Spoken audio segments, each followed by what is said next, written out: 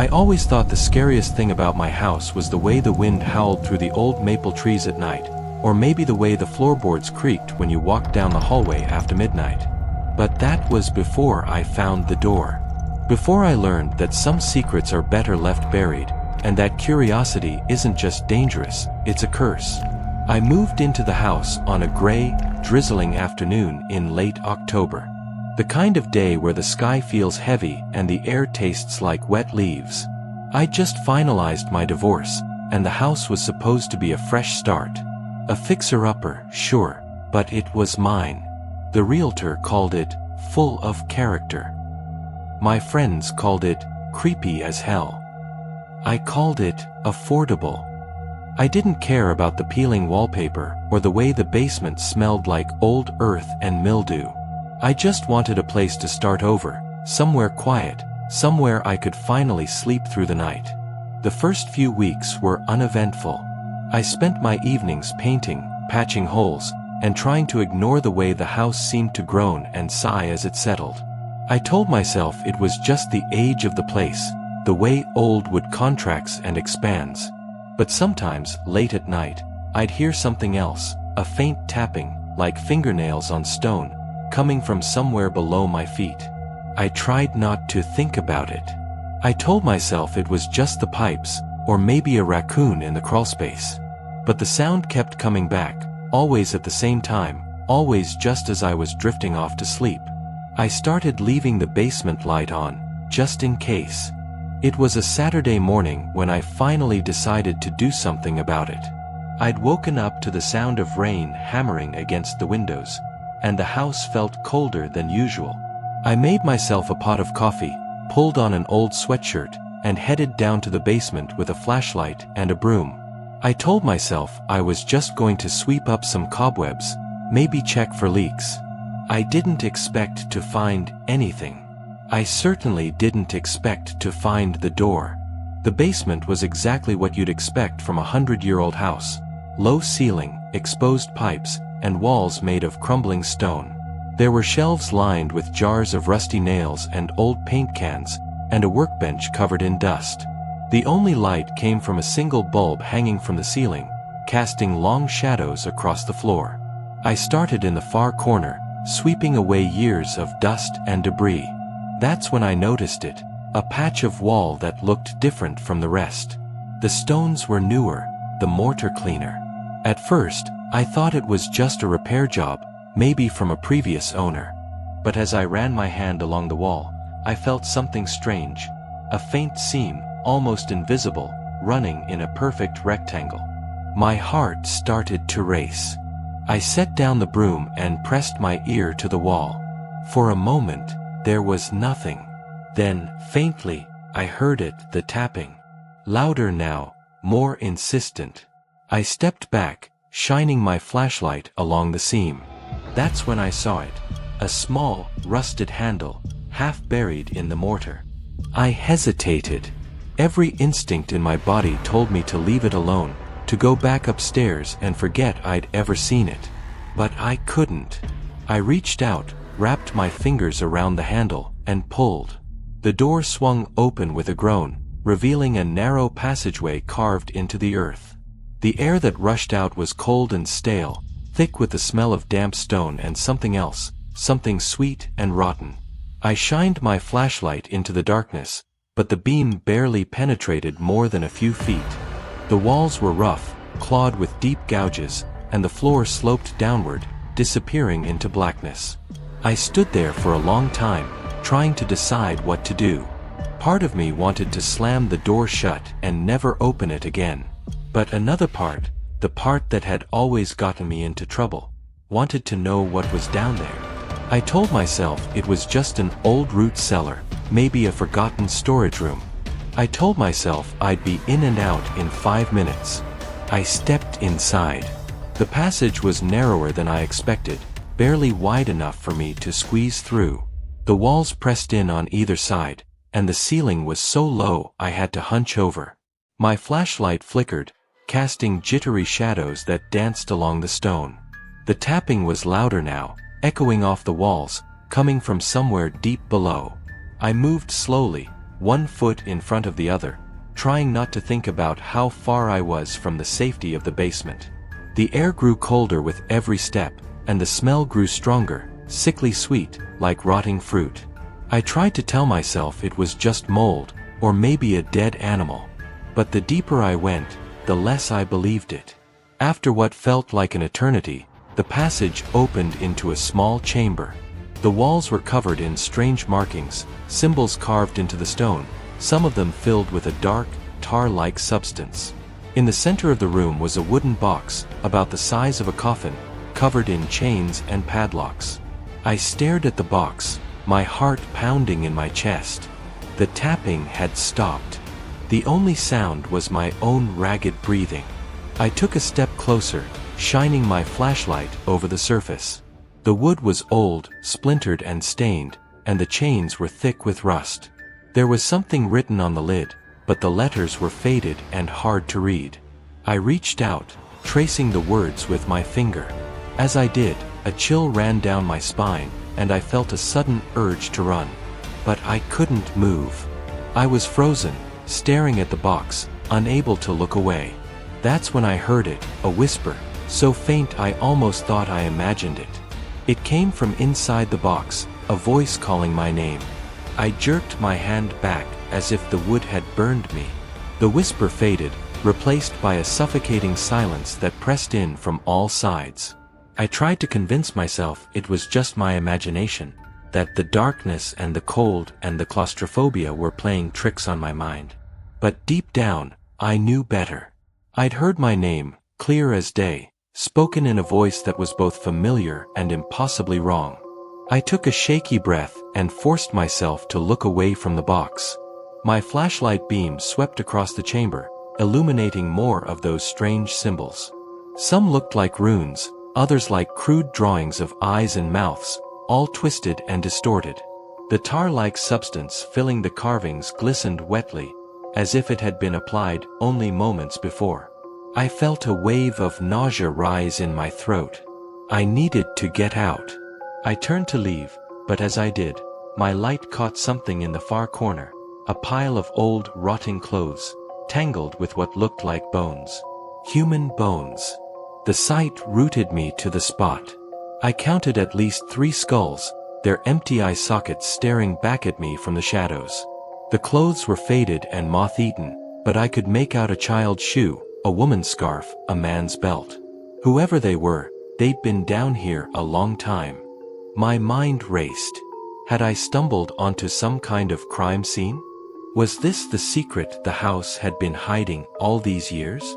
I fumbled for my phone, desperate to call someone, anyone, but there was no signal. The earth above me was too thick, the stone walls too dense. I was alone. I backed away from the bones, my heart hammering in my chest. The urge to run was overwhelming, but the passage behind me seemed to stretch on forever, the darkness thicker than before. I forced myself to move, one step at a time, never taking my eyes off the box. As I reached the mouth of the passage, I heard the whisper again, louder this time, echoing off the stone. "Don't leave me." I froze. The voice was pleading, desperate. It sounded like a child, but there was something else beneath it, a rasping undertone, like dry leaves scraping across concrete. I shook my head, trying to clear the sound from my ears. I told myself it was just the wind, or maybe a trick of the acoustics. But I knew it wasn't. I stumbled back into the basement, slamming the hidden door shut behind me. I pressed my back against the wall, gasping for air. My hands were shaking so badly I could barely hold onto my flashlight. I stared at the seam in the wall, half expecting the door to swing open on its own. But it didn't. The tapping was gone. The only sound was the distant rumble of thunder outside. I stood there for a long time, trying to convince myself that none of it was real. That I hadn't found a hidden door, or a box full of chains, or a pile of bones. But the images burned in my mind, impossible to forget.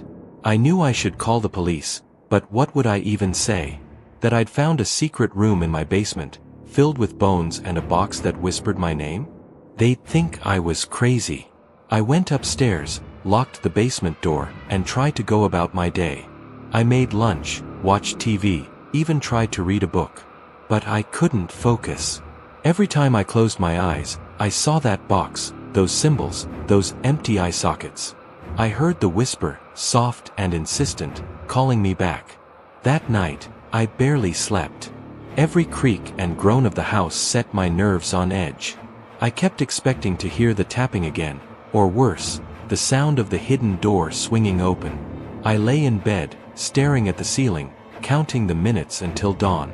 The next morning, I tried to convince myself it had all been a bad dream. I went down to the basement, half expecting the seam in the wall to be gone, the handle to have vanished. But it was still there, as real as ever. I pressed my ear to the wall, listening. Nothing. No tapping, no whispering. Just silence. I told myself to leave it alone. To seal the door, forget I'd ever found it, and move on with my life. But I couldn't. The memory gnawed at me, a splinter in my mind. I needed answers. I needed to know what was in that box, and why it was calling my name. I spent the day researching the house, digging through old records at the library and online. I learned that it had been built in 1912 by a man named Samuel Hargrove, a reclusive widower with a reputation for eccentricity. There were rumors, of course, stories about strange lights in the windows, odd noises at night, visitors who came and never left. But nothing concrete. The house had changed hands a dozen times over the years, each owner staying only a few years before moving on. No one ever stayed long. I found a newspaper clipping from 1954, reporting the disappearance of a local boy named Peter Collins. He'd been last seen playing near my house. The article mentioned a search of the property, but nothing had been found. There were other stories, too: missing pets, unexplained illnesses, a fire that had gutted the basement in the 1970s. But no mention of a hidden door, or a box, or bones. That night, the dreams started. I saw the box, chained and padlocked, sitting in the center of the chamber. I saw hands, dozens of them, reaching out from the darkness, clawing at the lid. I heard the whisper, louder now, echoing in my mind. Let me out. I woke up drenched in sweat, my heart pounding. I knew I couldn't ignore it any longer. I had to go back. The next morning, I gathered my courage, grabbed a crowbar and a hammer, and headed down to the basement. I opened the hidden door, the passage yawning before me like the throat of some great beast.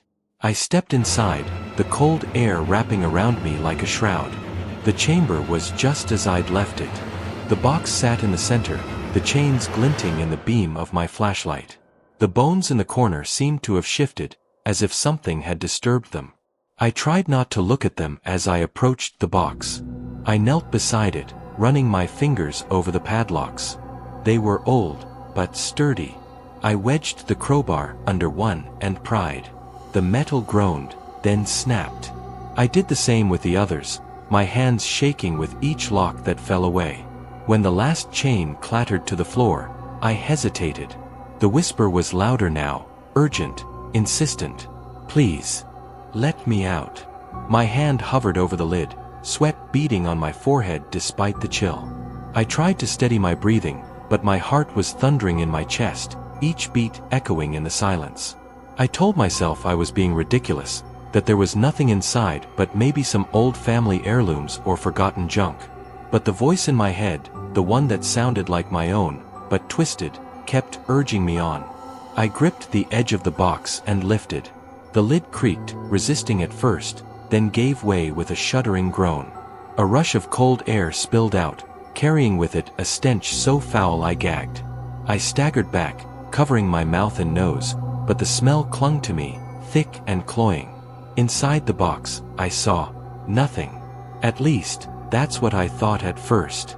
The interior was lined with faded velvet, stained and torn in places.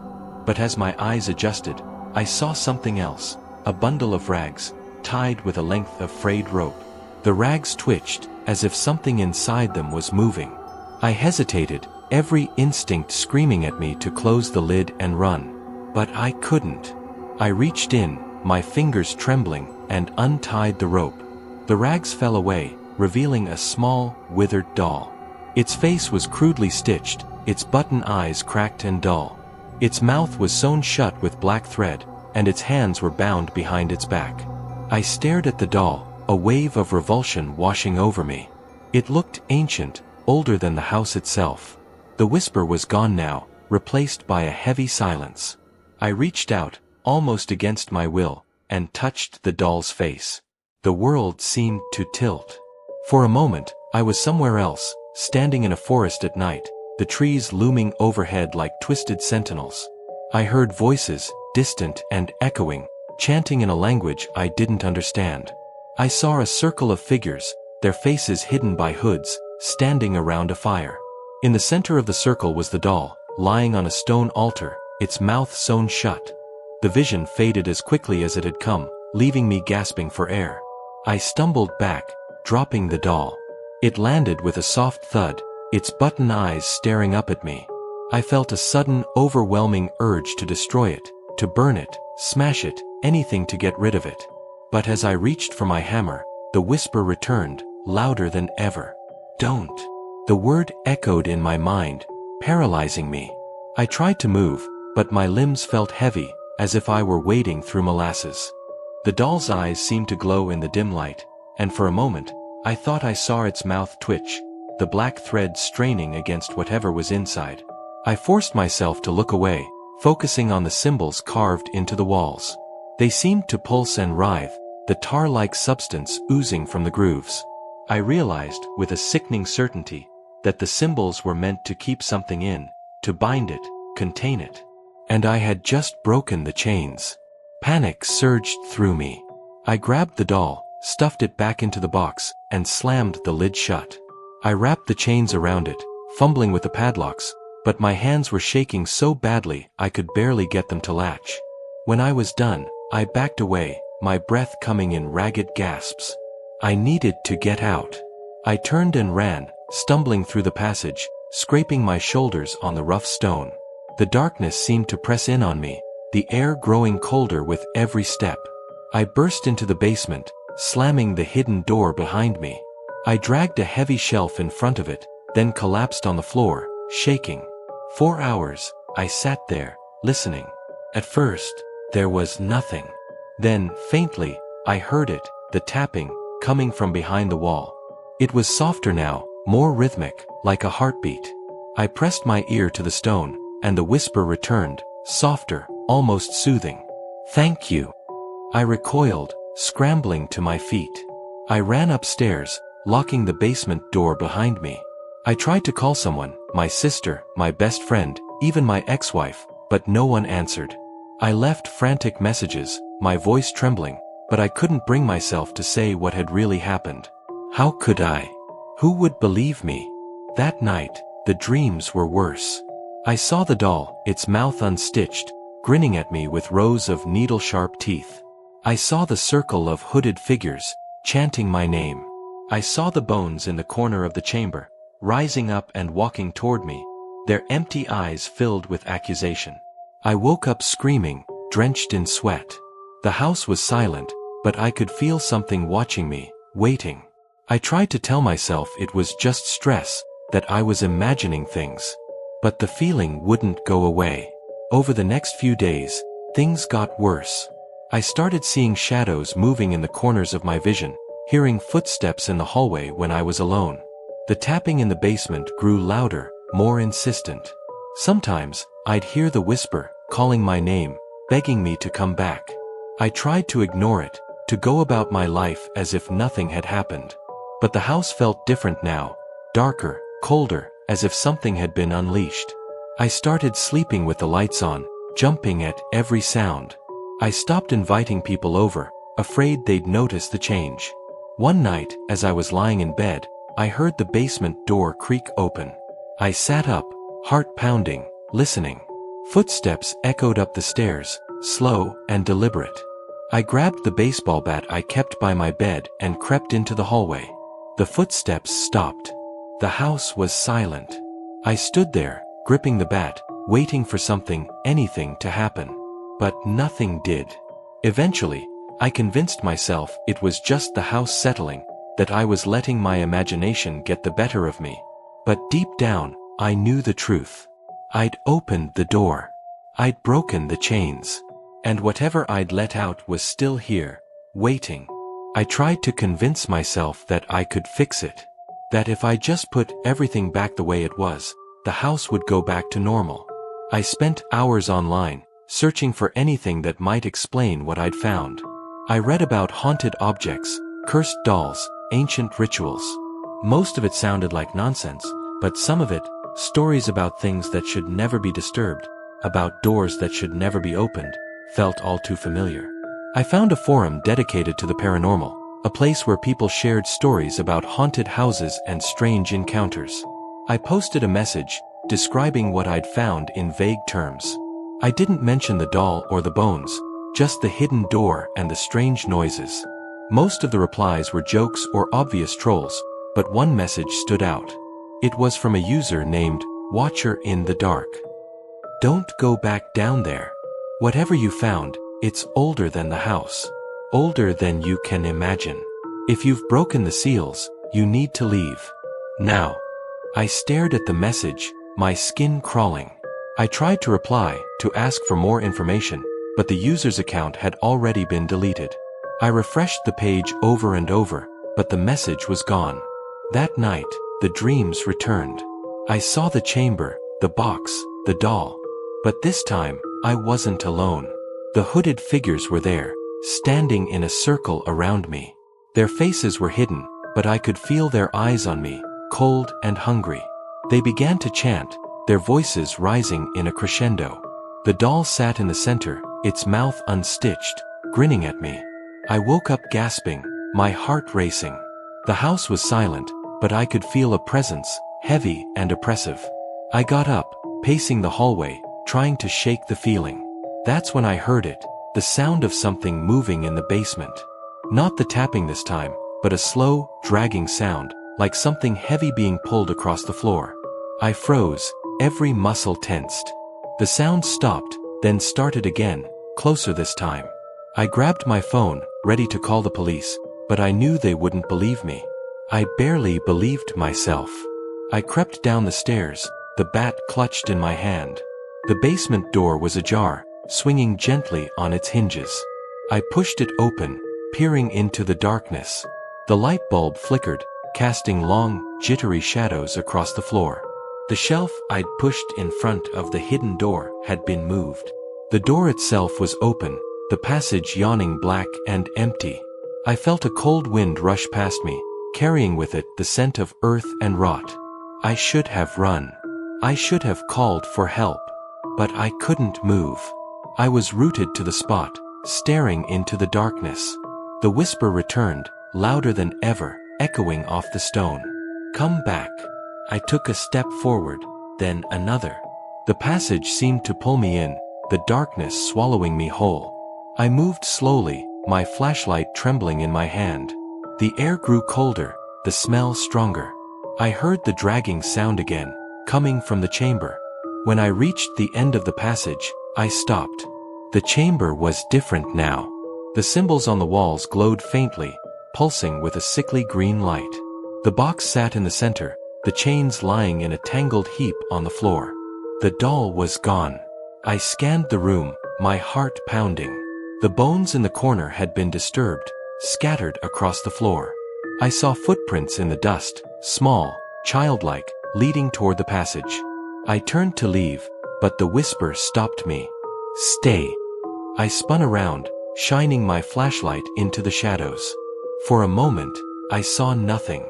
Then, slowly, something began to take shape, a figure, small and hunched, crawling out from behind the box. It was the doll, but it was moving, its limbs jerking and twisting in unnatural ways. Its button eyes glowed in the darkness, and its mouth, now unstitched, stretched into a wide, toothy grin. I stumbled back, my breath coming in short, panicked gasps. The doll crawled toward me, its movements quick and spider-like. I raised the bat, ready to swing, but the whisper in my mind grew louder, drowning out all other thoughts. Let me in. I tried to fight it, to resist, but my body wouldn't obey. I dropped the bat, falling to my knees. The doll climbed onto my chest, its tiny hands gripping my shirt. Its mouth opened wider, impossibly wide, revealing rows of needle-sharp teeth. I screamed, but no sound came out.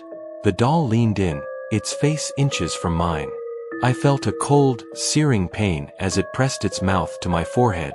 Images flooded my mind, memories that weren't mine, faces I didn't recognize, places I'd never been.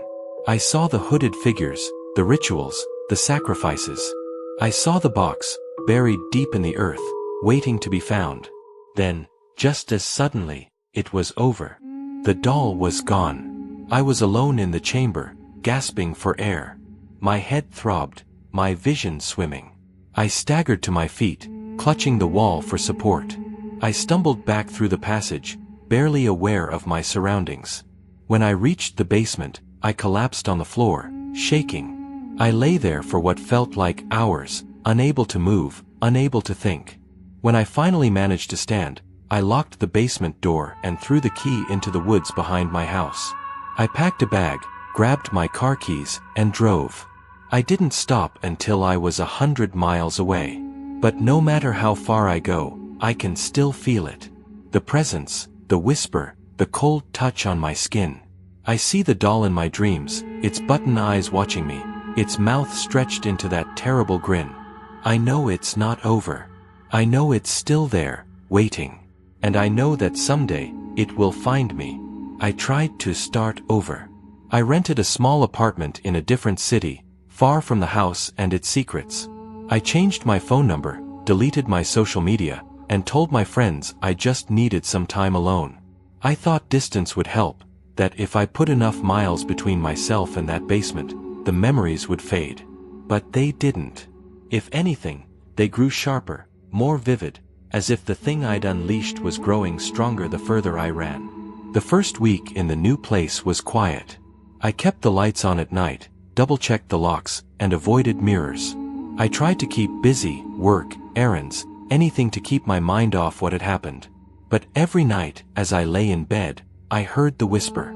Sometimes it was faint, barely more than a breath against my ear. Other times, it was so loud I thought it would split my skull. Let me in. I started seeing things, too. Shadows that moved on their own, faces in the corners of my vision. Once, I woke up to find muddy footprints on the floor, leading from the front door to my bed. I tried to tell myself I was sleepwalking, that it was just stress, but I knew better. The doll was with me, even if I couldn't see it. I stopped sleeping. I stopped eating. My coworkers noticed the change, but I brushed off their concern. I couldn't tell them the truth. I couldn't tell anyone. Who would believe me? I barely believed myself. One night, I woke to the sound of scratching at my window. I sat up, heart pounding, and saw a small, shadowy figure standing outside, its button eyes glinting in the moonlight. I froze, unable to move, as the figure pressed its face to the glass, its mouth stretching into that impossible grin. I screamed, but when I turned on the light, the figure was gone. The only evidence it had ever been there was a set of tiny, muddy handprints smeared across the windowpane. I knew I couldn't keep running. I had to do something. I started researching again, digging deeper into the history of the house, the symbols, the rituals. I found references to an old cult, the Order of the Black Thread, rumored to have operated in the area in the early 1900s. They believed in binding evil spirits to objects, dolls, boxes, even people, to keep them from spreading. The rituals were brutal, involving blood, fire, and sacrifice. Most of the records had been lost or destroyed, but the few that remained spoke of a watcher, a spirit that could only be contained, never destroyed. I realized, with a sickening certainty, that the doll was the watcher, and I had set it free. I tried to find a way to reverse the ritual, to bind the spirit again. But every source I found said the same thing. Once the chains were broken, the watcher would never rest. It would follow whoever released it, feeding on their fear, their memories, their soul. I started to lose time. Hours would pass in the blink of an eye. I'd find myself standing in the middle of the street, or sitting in my car with no memory of how I got there. I'd wake up with scratches on my arms, bruises on my legs. Sometimes, I'd hear the whisper in my own voice, echoing in my mind. Let me in. I tried to fight it, to resist, but the presence grew stronger every day. I saw the doll everywhere, in reflections, in dreams, in the faces of strangers on the street. I felt it inside me, coiling around my thoughts, squeezing tighter and tighter. One night, I woke to find myself standing in front of a mirror, a knife in my hand. My reflection smiled at me, its mouth stitched shut with black thread. I dropped the knife and stumbled back, gasping for air.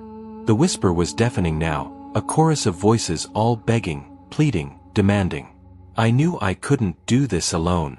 I reached out to the only person I thought might understand, my sister, Emily. She'd always been the rational one, the skeptic, but I was desperate. I called her in the middle of the night, my voice shaking as I tried to explain what was happening.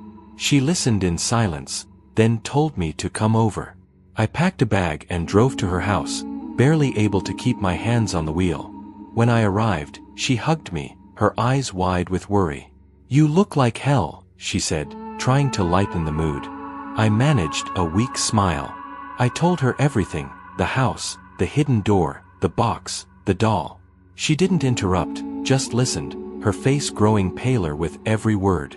When I finished, she was silent for a long time. "Do you still have the doll?" she asked finally. I shook my head. "It's gone. I left it in the house. But it's still with me. I can feel it." She nodded, her jaw set. "We need to go back. We need to finish this." I wanted to argue, to tell her it was too dangerous, but I knew she was right. Running hadn't helped. Hiding hadn't helped. The only way to end this was to face it. We made a plan. We'd go back to the house, find the doll, and try to rebury it. Maybe, if we were lucky, we could seal the door, restore the chains, and trap the watcher again. It was a long shot, but it was all we had. That night, we drove back to the house. The road was empty, the sky heavy with clouds. As we pulled into the driveway, I felt a wave of dread wash over me.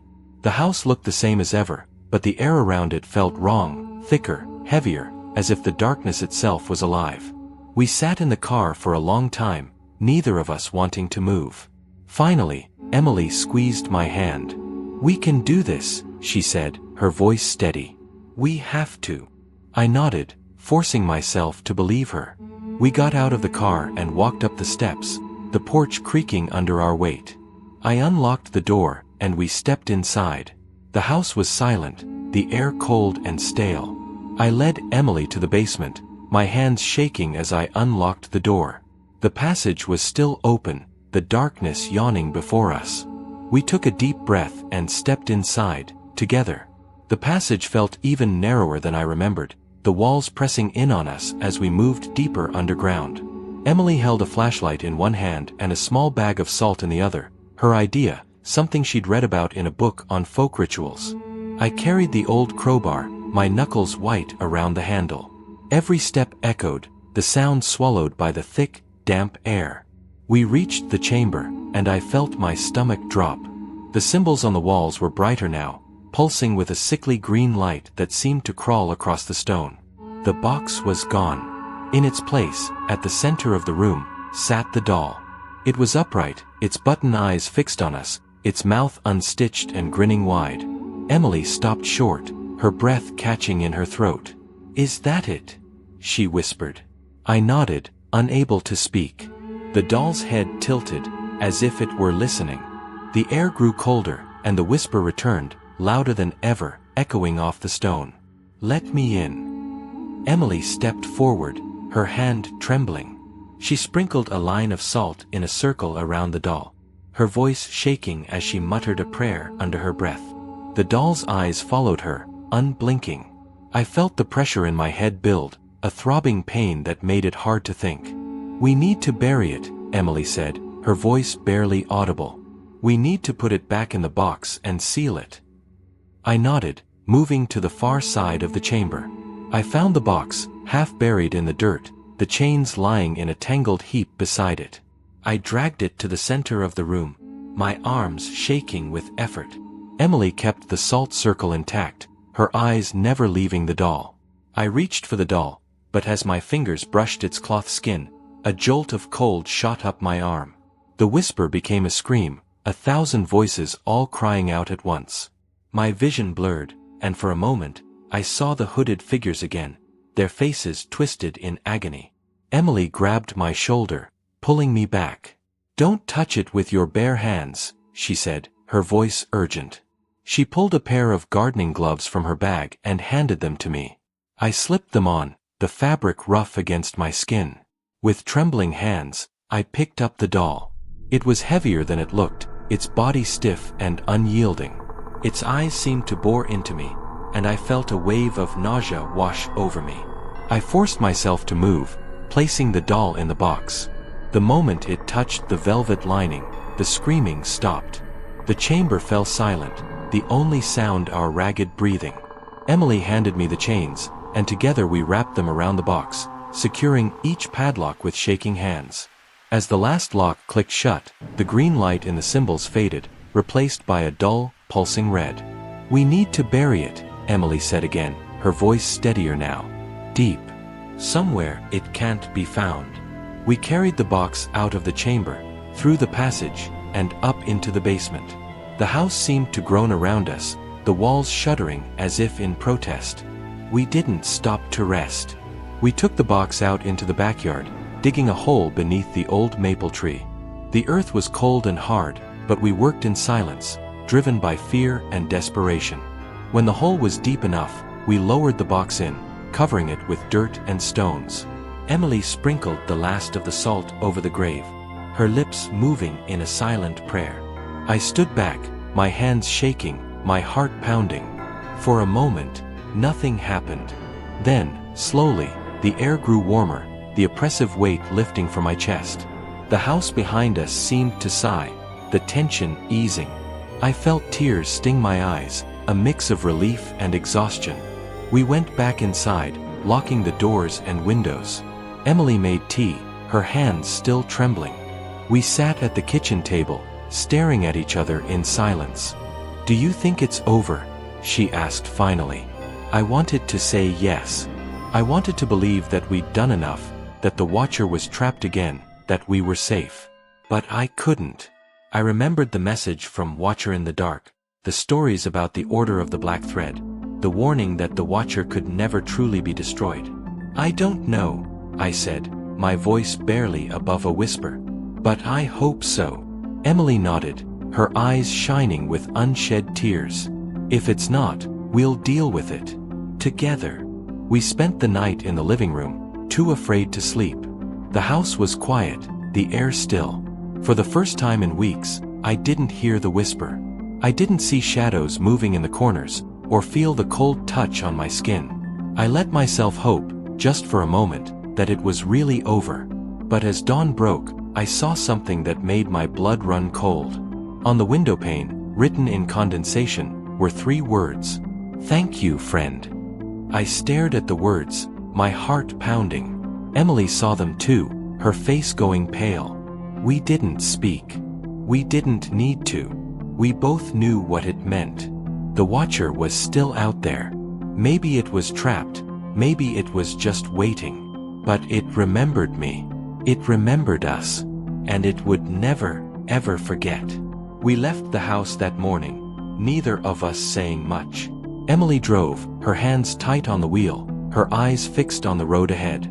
I watched the house shrink in the rearview mirror, the old maple tree standing sentinel over the hidden grave. I wondered if anyone would ever find what we'd buried there, or if the earth would keep it secret for another 100 years. We didn't go back. I sold the house to a developer, who planned to tear it down and build something new. I didn't tell him about the basement, or the door, or the thing we'd tried to bury. I just signed the papers and walked away, hoping that would be enough. But the Watcher followed me. Not in the way I'd feared, not as a shadow in the corner, or a whisper in the dark. It was subtler than that. Sometimes, I'd catch a glimpse of a doll in a shop window, its button eyes watching me as I passed. Sometimes, I'd hear a child's laughter in an empty room, or find a single black thread on my pillow. Little reminders that I was never really alone. Emily and I kept in touch, but we never talked about that night. We both knew there was nothing left to say. We tried to move on, to build new lives, but the past clung to us like a shadow. Every so often, I'd wake from a dream of the chamber, the box, the doll's grin. I'd lie awake for hours, listening for the whisper, waiting for the cold touch on my skin. Years passed. The nightmares faded, but the fear never really left. I learned to live with it, to carry it with me like an old scar. I told myself that what we'd done was enough, that the watcher was trapped, that it couldn't hurt anyone else. But deep down, I knew better. Some doors, once opened, can never be closed. Some secrets, once uncovered, can never be forgotten. I found a hidden door in my basement, and what was behind it still haunts me. Maybe it always will. If you're listening to this, if you ever find yourself standing in front of a door you weren't meant to open, remember my story. Remember what I lost, what I unleashed. Turn around. Walk away. Some things are better left buried. And if you ever hear a whisper in the dark, calling your name, don't answer. No matter how lonely you are, no matter how desperate you feel, don't let it in. Because once you do, it will never let you go.